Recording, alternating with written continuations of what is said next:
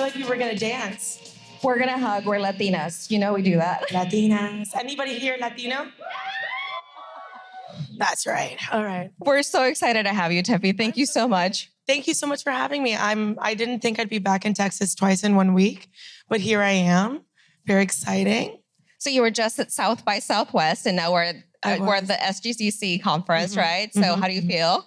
I feel great. I was just there for the film portion. I hear like the music portion was nuts. So I was like, I got to get out of here. And now I'm back, so I'm excited. It's my first time in Dallas, so I'm really excited. Love it. Well, we're so happy to have you. My first question, I just heard Simon's intro. Why are you the internet vixen? I don't know.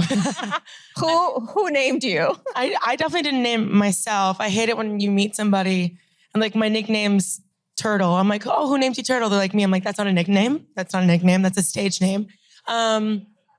I think it's really funny because I have a brother and a sister, and they've never in their lives asked me for advice ever. So I think when I started getting those comments, I'd screenshot it to them. And I guess they were just like focused on other stuff. But I think I was like, I'm the oldest of three. And I think I didn't have, I have a mom, but she wasn't like a cool mom. She was like the kind of mom that was like, I'm not your little friend. And now they're like, oh, why don't you talk to me? I'm like, you said you weren't my little friend. And now you want to talk to me like I'm your little friend. But I grew up with a mom that was very strict. And I feel like when I was growing older, I remember distinct moments of being really sensitive or overthinking. And I look back and they were so silly. So I feel like maybe I use my platform to kind of chill out. It's hard for me to look at a 15-year-old. I'm like, you think you're going to marry him? You do. I hope you guys are so happy. Oh my God. Those moments. It's that big sis point of view, right? Mm-hmm. So you've been doing that on TikTok for how long now? I've been doing it on TikTok since mid-2020. I want to say summer 2020. Yeah. Tell me about that journey. I know you had a 9-to-5 and started creating content on social and took off on TikTok. Yeah. In New York, they call it a 9-to-5 when it's really a 7-to-8, which is really fun. I moved to New York and I immediately started working in PR and fashion, and I was really, really bad at it. And then I just don't understand sitting still and answering emails. It just didn't. Should we move? Should we play some music? I'm good. I'm good. I think it just got to the point where everybody that I worked with, I know I was a personality hire and I love them for hiring me, but I know I was a personality hire. I didn't have a big skill set. If you showed me Excel right now, I'd probably just start bawling. But I feel like there was a point where on social media, I just started sharing how I felt about pop culture and my girl Brittany. And Brittany was going through some things. She really needed me. So I was there for her on Instagram. We were all there for her. She needed us. So when I started sharing more and more people started, coming to me with questions about pop culture. And then I worked in a production studio and I was head of culture and community. And they were like, but you get a desk at the front and you get to answer phones. I'm like, damn it, I'm a receptionist, So, and I was in charge of their social media. So I was sharing on their social media. And then finally one day somebody was like, hey, you can't seem to shut up ever. There's this production company looking for a pop culture host.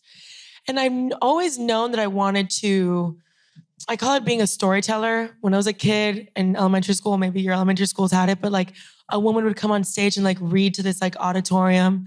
And the kids, we would all be so quiet. And she wouldn't have a microphone and she'd talk to us. And I would see the way that she would capture people's attention. And I knew that I wanted to do that. And I was like, okay, finally, this is an opportunity where I can go and do that. And let's just see if I can do it, And I showed up and there was 200 people in the audience. I was like, oh my God, a live audience. And they went and up to me and they were like, here's a microphone. Here's a timer. You have 15 minutes. Just talk about something that you know. And the Met Gala had just happened. Where Katy Perry gave me the gift of dressing up in a burger. I just couldn't imagine a better present. So I went up there and me and my grandma had just spoken about how we hated seeing men in lace because you can't tell where their nipples end and start. So I talked about that. I talked about that for 20 minutes. I had to grip the phone away from me. And then later on, I heard somebody, as I was walking on, I said, thank you so much. I heard somebody say how am I supposed to go on after that? And I realized it wasn't an audience. It was other people auditioning. And that's how I know that Jesus is real, because if I'd known that, there's no way I would have gone up. There's no way. So after that, when they offered me, this position, it was kind of a moment in my life where I had to decide from leaving that safety of, a regular, consistent pay, even though these people were offering me a salary, it was contingent. It depended on. Contingent? Thank you. Hey, how do you say cucumber? Sorry. But it was dependent on like 6 episodes. If they didn't see an audience growing on YouTube live with a live chat, if they didn't see a growth in 6 episodes, I was fired. And I knew if I left this job, I'd have to find another job in New York City, which is impossible. You have a better chance of finding a boyfriend, which is also impossible. God, let's not talk about that. I see people holding hands in the subway. I'm like, how did you do that? What did you do? So leaving that safety was like a big decision for me. But I remember that feeling on stage, knowing that people were like connecting with me and they were relating with me, and that I was making people happy, but also making myself happy. What a great deal. That never happens in corporate America, I feel, at least for me, So when I decided to go over there and start creating a show, that was July 2019. We went live October 2019. And then March 13th, 2020, they were like, the world changed. You gotta get out of here. I'm like, no, please, I'll sleep here. Please. So I had all this material and I worked with all these writers, and I was like, where am I gonna take care of this audience that I'd garnered? Because on YouTube, I got like 100,000 followers in like 3 months. Wow. Which I think was cool too. My brother, my sister didn't think it was cool, but I thought it was cool too. It was also a live chat. So you got to see how many people were interacting. And in the beginnings, I think a lot of people don't want to start creating because they're like, oh my God, but what if people make fun of me? I'm like, babe, I will never forget asking my producer how many people were in the live chat today. And she would say, including your mom or not including your mom? And I'd be like, oh my God, I want to die. It was live. So people who, like those 1 or 2 girls, that maybe I kissed their boyfriends one time in freshman year, they would check it and they'd be like, I knew she was a loser. I'm like, oh my God. So, but yeah, it's a whole growth thing. Allegedly. They told me they broke up. Allegedly. So I remember to this day. So that was a big jump for me, but it paid off. I think it was just one of those moments that I refer to as like cannonballing. I picture the world as like one big pool and it's freezing. And I just have to do 1, 2, 3, 1, 2, 3, and just jump in it. And I think I did that a little bit. So that was your breakthrough moment, 2020. 2020, yeah, was a breakthrough. So here we are, spring 2023, almost 3 years of content creation. What's the most valuable lesson you've learned as a content creator and in your new industry and career? I think what I've learned is sometimes I'll meet somebody some of my friends will be like, oh my God, Tefi, I'm going to start doing TikToks. I'm like, oh my God, let's follow each other. And they're like, once my set is done, I'm like, set? or they're like, oh, once I figure out like my script I'm like, we've been presented things our whole lives. Like we've been watching TV our whole lives. We've seen people on a screen our whole lives, right? I think the most valuable thing is people just want to see other people talking about things that are interested in them. And I think human beings don't have a niche. I was telling you yesterday, I'm on Ceramic Talk. Right. It's incredible stuff. You don't know if it's coming out of the kiln. You don't know. It goes in, you don't know. And I'm also on Everglades Talk. I'm trying to get off of it as much as possible. I already left the swamp. I'm from Miami. There's this guy that walks around barefoot in the Everglades, drives me nuts. But don't even get me started. His name is Fish and Garrett. Look him up. Yes, he drives me insane. I report everything. If it gets, it's not right. Where's the Florida girl? I see her. Why are you poking the gator? Go Gators. But I think that's something valuable too. It's like people just want to talk to each other. People just want to see people talk about what interests them, and people can tell when it doesn't interest them. And I think that's so valuable. So one of the reasons we wanted to really talk to you is because you're so great at driving that conversation online that seems to be so challenging for content creators. So what are your tips for driving engagement? Like when you're talking, obviously you're so real and you're so authentic. What are some of the things that you would advise to up and coming creators and people who want to really build that conversation online? You're already relatable. You know what I mean? Like, you're already here. You're already with us. You're a human being on earth, you know? You're already relatable. You don't have to give us so much. And what do I mean by that? I always, people always tell me, like, you're so vulnerable, you're so transparent. I'm like, stop, you're giving me anxiety attack. but I never give details. I don't know if anybody, I mean, I talk a lot about like feelings. I love feelings. I'm a Cancer. What do you want from me? It's in the science, it's in the math. But for me, I don't have to tell you. Like, for example, my grandparents, I don't have any more grandparents, right? They lived long, healthy, happy lives, but I don't have to tell you how they passed for me to be like, I miss my grandparents every day. It's really upsetting that I wish I could talk to them, you know? That's extremely, we can all like tap into that. We all miss something or someone or wanting to talk to somebody. I never have to tell anybody, you know, like these like intrinsic details. And I think that was a good word. Guys, that was a good word. You did good. Look at me, SAT.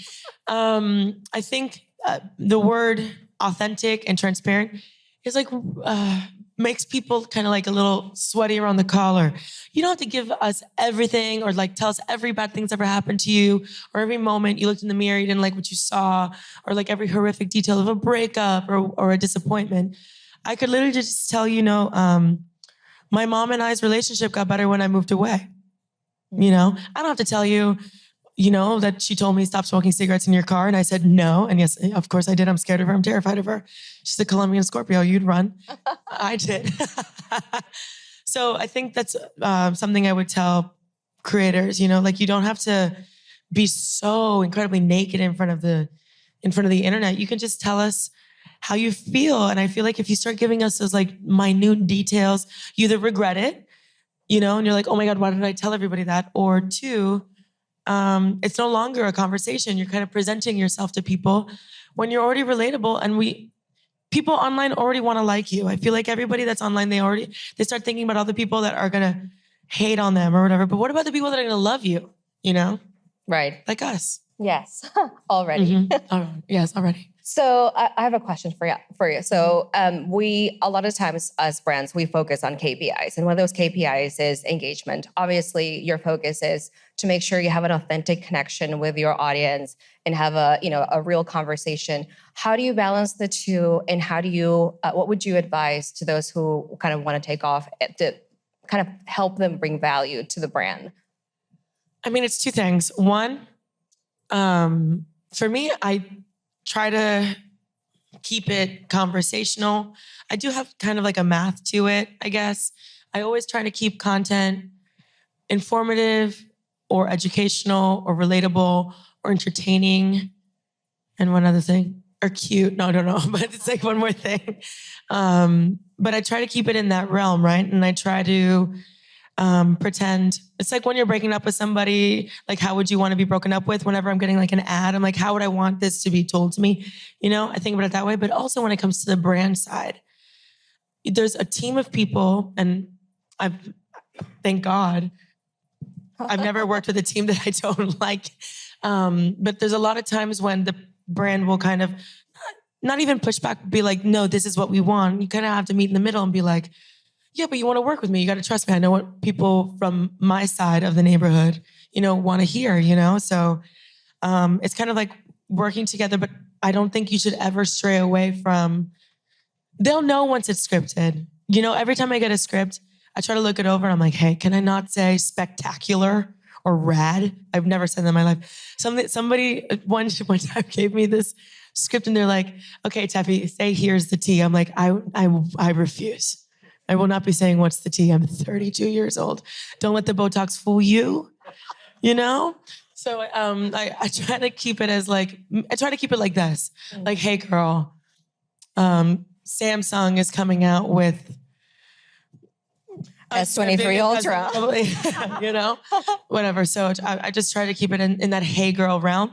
And something else I try to tell myself too is, do you remember on Instagram when you had 11 likes, it would group together? Oh, what a drug. Am I right? I try to tell myself, keep an 11 follower mentality, because if you start thinking about all the people that could see it or like, oh my God, like, wait, what if Jason Momoa like DMs me? Whatever, that'd be so crazy. Him and his little thong on the internet. If I just try to keep it in like 11 follower mentality forever. And I think with those things, So keep it intimate for sure. Keep it cute, keep it intimate, I love it. We talked a little bit about the things that you don't want to say, Right. but I know that there are a few things that you do want to say. Right. And you have a motto and you think you were put on earth for a certain something. Oh, I treat the world like it's my dinner party and I'm the host. I've never had a dinner party in my apartment. I just have this idea of this like welcoming committee, I even do it at the club. If you see me at like Live and I'm like, do you need anything? To like get away from my table, I'm like, valid, I just kind of want everybody to feel like they have a spot at the table with me. And I think every creator, comparison is like a big thing in the creator world.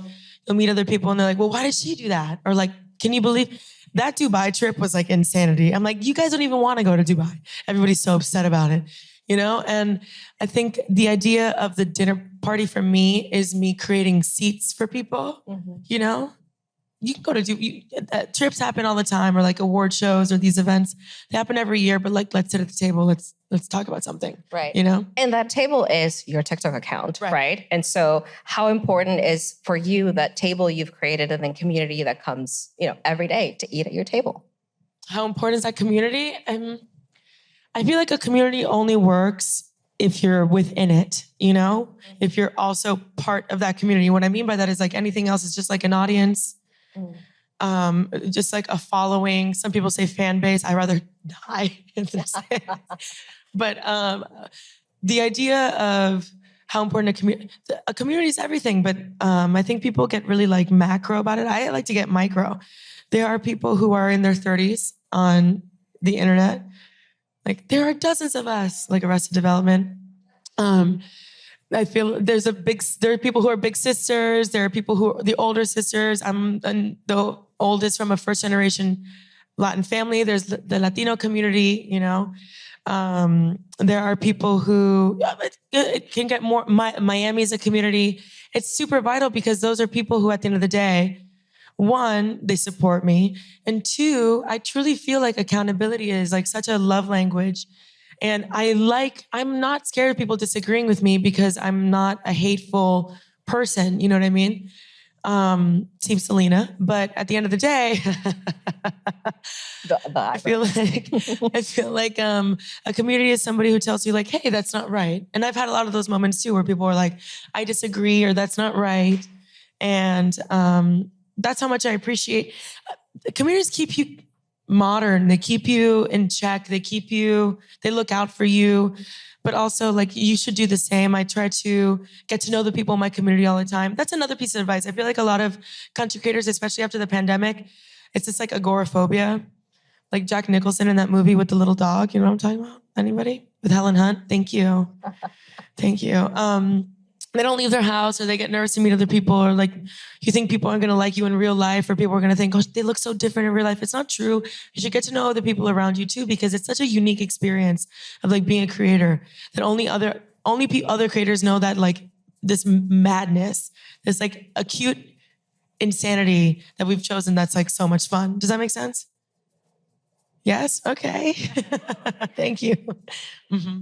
Thank you so much for that beautiful answer. Thank you. I love that. It brought all my feelings. I didn't think I was going to bring up Jack Nicholson today, Mira. Okay. Or the Selena eyebrow debacle, right? Mm-hmm. One thing that we wanted to talk about is our love for Britney. Right. But I think bigger than that is our love for music. Right. And I know you work very closely with Billboard. Mm-hmm. I think music is one of those ways when you have nothing to say, you could just play a song and people could just relate. Right. Can you talk a little bit about that and how you kind of see music as that element for connection, especially on your platform? I mean, music, that's so stupid. I feel like it's like one of those things where people, sorry, I had a little mustache. Music is one of those things where like when you meet somebody, do you remember MySpace? Oh my God, it's been so long. But yes. What a time to be alive. I'm still chasing that when you get home. New comments, new likes, new messages. Oh my. And now it's all on your S23 Ultra. I love it. So good. You don't have to wait home till you get home. No. Or like you came home and like Nicole Richie posted a blog post and you're like, the girls are fighting. It was amazing. But I feel like with with music, when people say like I like music, I think about those MySpace bios where they're like, I like the beach, I like music, and you're like, of course, you loser, duh. But there are sorry. But sometimes, I hear a song and I'm immediately like taken somewhere. Like my favorite Britney Spears song is Radar. And people ask me why. I'm like, maybe I relate more to chasing the guy, not getting the guy. And those are just the cards I was dealt in this lifetime. But I feel like, especially like on TikTok, music is so huge, And you can't tell me that you hear, what's that Doja Cat song that was huge during the pandemic? Like you hear that and you're in your living room watching Tiger King in that moment. You know what I mean? Like music takes you places. Or I can put on like, I don't know why. Do you remember NERD with Pharrell? Thank you. Oh my God. Me and my 12-year-old cousin had our own little dance to lap dance. For why? I don't know. But we did one of those things where it's like nobody can eat dinner until we, oh my God, until we can perform it. So it's like one of those things where music is so important and pop culture is such a mirror. Like I always tell people, pop culture, people make fun of it, but what the people like and what the people enjoy is important too. That's history too.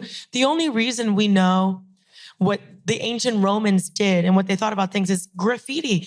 So I feel like pop culture is such a mirror as to where like society is today. And music is part of that. And what we enjoy is part of that, So listening to music and like talking about, like if you put on like What a Girl Wants right now, we would lose our minds. Don't play it. We'll play it after the break for sure. But they're like, music is like a bookmark of like the things that we enjoyed and the ways that we bonded and what we thought about things and what was okay to say and what it wasn't okay to say. Like it's such a growth marker too. It's such a measuring stick, So that's what I think. Was that good? Was that a good? That was great. That was fantastic. Yeah. Jesus, I do want to clarify something. I understood that your favorite Britney song was "Give Me More" and not "Radar." No, "Give Me More" was the beginning of an era. That was the beginning of an era. Got You know what I mean? Okay. I can close my eyes and I can see where I was when I saw that music video. But we'll talk about that another time. We'll talk about Britney offline. Thank you. I think everybody watching really wanted to know what the single thing would be that you value the most about your newfound career.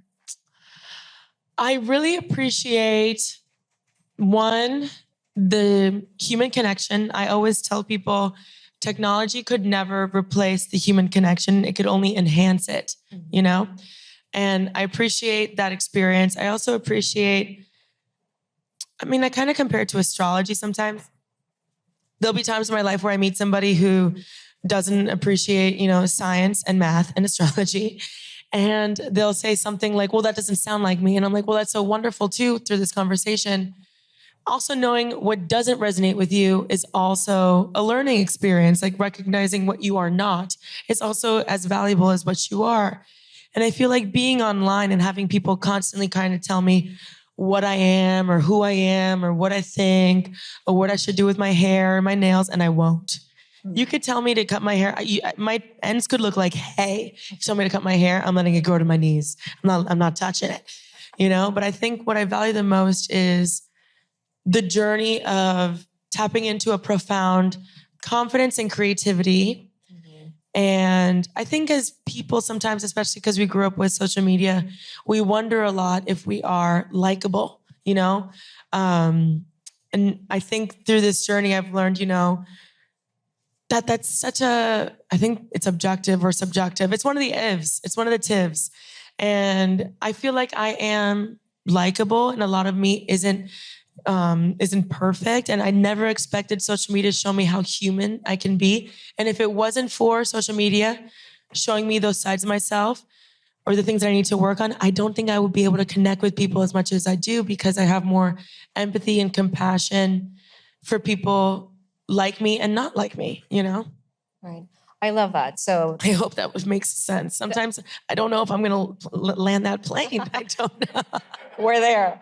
I think it's so beautiful because you're talking about, whatever communication, it's personal, it's human. So you have to keep it honest, you have to keep it real. And I think that's one of the things that people, when they think about TikTok or TikTok creators, they may wonder, do they have a perfect life? No. Do they always feel confident about, the way they look and what they post? And, are they afraid of the backlash if they post something wrong, et cetera? And I think, to your point, making sure that you're authentic and making sure that you're showing up as you and accepting yourself before you even do that's huge.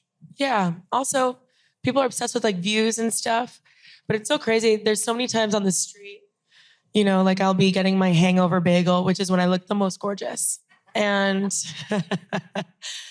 and somebody will stop me and they'll reference a video of mine from like years ago. And I'm like, they'll quote it or they'll say like, that really resonated with me, And I look back and it has like 300 views, So I just want people to kind of like let it go. Or with brands too. Like you might get like a viral video and then the rest of your stuff is like 40 views, 4 views, who cares? But when a brand clicks on you on like your profile, they scroll through. They're gonna see all of it, whether it has 4 views or 4 million views. So just continue to speak to the things that you like.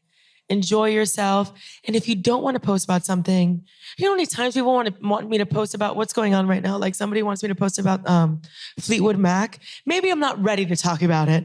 It happened in the 70s. Maybe I'm not ready to talk about it, But if I don't want to do it and I want to watch a movie, when I get excited about it again, I'll talk about it. But I just want people to remember, it's just constant conversations. You don't know who's going to see it, and you don't know who it's going to resonate with. And those people matter too, even if it's not Samsung today, maybe Samsung tomorrow. What I thought was so interesting is that you talk about maybe, one video will, reach the masses and some others won't. How do you stay motivated, through those ups and downs of viewership and engagement? Well, ADHD is a violent disease. No, I'm just kidding. I think I'm just somebody who, one, I'm on my phone all the time. I'm watching TV all the time. My mom told me to do my homework when I was a kid, and I should have looked at her and said, I am. It's crazy to me. Ask me if I've ever needed to know the volume of something in a bottle. Okay, whatever. But they tell you it's on the bottle. It's insane to me. Whatever. I think, what was your question? Oh, ADHD. Yeah. How do I stay motivated? I think I just want to, I have a thought, or if I remember something that like me and my friends really laughed about, I guess I just want to share that. Or I guess also through the pandemic and being online, I made my MySpace profile when I was 15. So like 3 years ago. No, but I've never had an original thought in my mind. And obviously, so when I get online, it's just all about, like, I picture it like really sitting down at that table and telling my girlfriend like that I have chisme, that I have a gossip, or that something made me feel better, like a thought process, or like how I got over something. And I think all of my entire brand is like self-awareness and like laughing at yourself, kind of. So if we can like do that together, like telling you somebody saw me, many people have seen me get a hangover bagel. Like that's so, but I didn't tell you what I did the night before. That's a story for. But now we know. Yeah.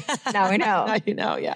Before we take audience questions, just anything you want to tell those viewers who are on the fence, who don't really know if they want to take the leap, or they don't really know if this is something that they want to do long term. What would you tell them? Okay. When we start a new job, right? You start the new job, you park in like a new parking spot, right? It's like awkward. You can't really find the parking spot. Then you go in, you don't really know like where to get your coffee. And then, like for lunch, you go to like this random spot. And then you've been working there for a year and you remember where you used to park and how you used to be awkward around people in the audience at the office. And then you remember, where, you used to go to lunch, you never went back there again, and you have like your regular order. If you want to be a content creator, if you've known your whole life, you want to be seen, you want to be heard, or maybe a lot of people do it for like the views and the free stuff. That's not even half as cool as like getting to know the people around you and like meeting people around you. You know what I mean? just start now so you can get being bad at it over with. Does that make sense? Like just start now so the awkward thing, or like how to learn to use like green screen, or like stitching a video, like do that now so that you can get good at it fast, better, faster, harder, stronger, whatever, you know what I'm talking about. And maybe those are the videos that get the 4 views versus the 400, right? While you're getting your practice. Exactly. Thank you so much. I've laughed so much today. I know our audience has as well. Do we have questions? Anybody? I'm a Cancer. Anybody? No? All right. Well, amazing. It was an honor having you. Thank you so much. Our pleasure. Thank you so much for keeping us entertained. We're going to welcome back Simon for our next session. Come back here, Simon. Simon, where are you? Everyone look how cool Simon's shirt is. Thank you. Okay, bye. Thank you guys so much.